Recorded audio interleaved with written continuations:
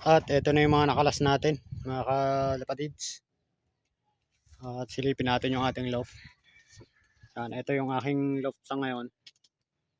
Yan yung landing board.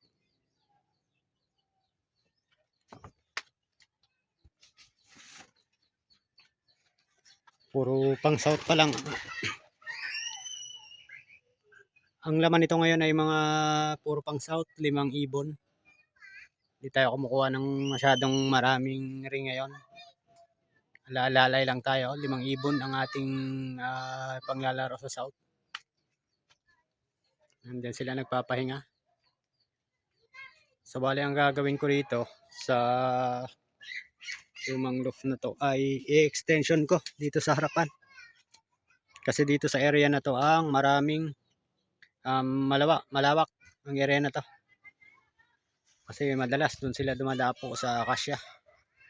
Kaya dito ko hinarap sa maluwang dahil taniman dito.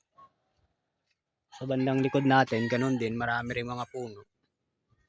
Ito lang talaga yung pinakamagandang pwesto. I-extension ko dito itong kinalas na to. Itong trapdoor at saka release door, itatanggalin ko yan. Bale yung ibabaw ng pinakabubong niya, kasi ito ay 1 meter. Itong pinakaibabaw, yan ang magiging landing board nila. Kakalasin ko na yan. At i-update ko na lang kayo mamaya-maya. Yung lumang loft natin ay 105 cm lang ang lapad yung dati. Itong ating ngayon ay 131 cm. Ito lang siya. 105. Bali dito sa side na to, yan yung may rivets.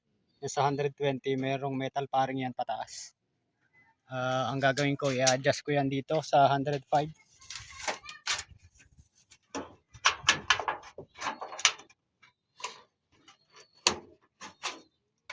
Tingnan natin sa loob. Yan, ito yung isa na yan. I-adjust ko pa dikit dito sa kabila para pumunta sa 105 na sukat at itatapal natin itong isang frame. Yan, para matibay-tibay. Gawa lang kasi sa metal paring yung ating loft at madalang pa yung pyesa niya.